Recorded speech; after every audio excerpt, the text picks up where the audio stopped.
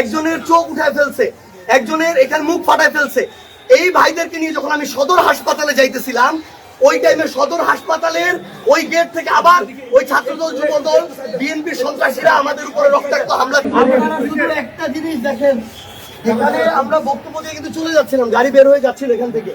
এরপরে আমাদের গাড়ির উপরে কিভাবে রড নিয়ে, দেশীয় অস্ত্র নিয়ে ছাত্রদল যুবদল বিএনপির যারা সন্ত্রাসী তারা কিভাবে আক্রমণ করছে।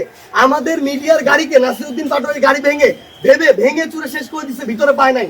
পরে আমি যে গাড়িতে ছিলাম, নাসির ভাই যে গাড়িতে ছিল, ওই গাড়িতে তারা রড নিয়ে গাড়ির উপরে উঠে পর্যন্ত গ্লাসে মারছে, 2 গাড়ি বের হয়ে গেছে।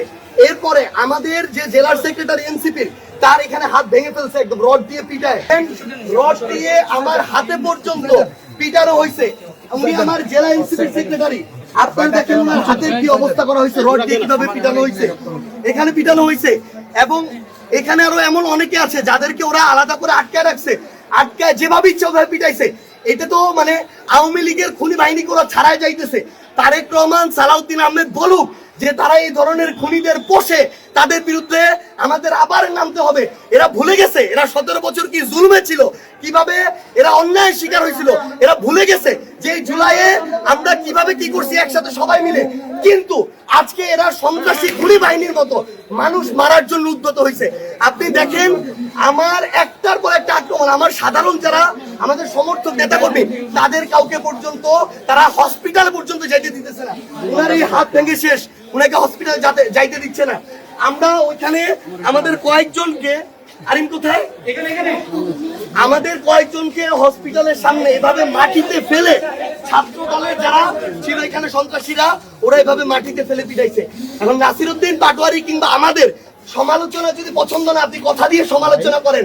আপনি যদি গায়ের জোর দেখান, সন্ত্রাসী কায়েম করতে চান, তাহলে তো এটা আগের সাথে কোনো পার্থক্য নাই। তো তারেক রহমানকে বলতে হবে উনি এই ধরনের আরেকটা সন্ত্রাসী বাহিনী পুষতে চায় কিনা, যেটা ছাত্রলীগ ছিল, যুবলীগ ছিল।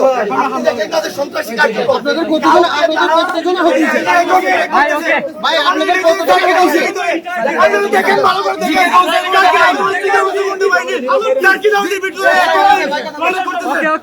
আপনাদের এই পর্যন্ত কতজন এটা আমরা এখন পর্যন্ত যেটুকু জানছি, মানে আমরা জানতে পারছি 10-15 জন। কিন্তু আমরা এই ঘটনা, এই সন্ত্রাসী কার্যক্রম বন্ধ হওয়ার পর আমরা বলতে পারবো কতজন। কিন্তু আমি আবার ওই ভাইয়ের চিন্তা ভুলতে পারতেছি না, ওর চোখের অর্ধেক বের হয়ে আছে। ওই ভাই আমারও তো সারা জীবনে দেখতে পাবে না, ওকে আমি হাসপাতালে নিতে পারতেছি না।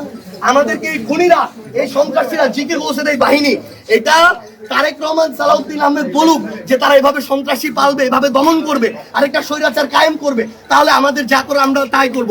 কিন্তু তারা রক্ত নিক, জীবন নিক, কোন সন্ত্রাসী এই বাংলাদেশের কায়েম হইতে দেওয়া হবে না। এই হবিগঞ্জ কারো বাপের না।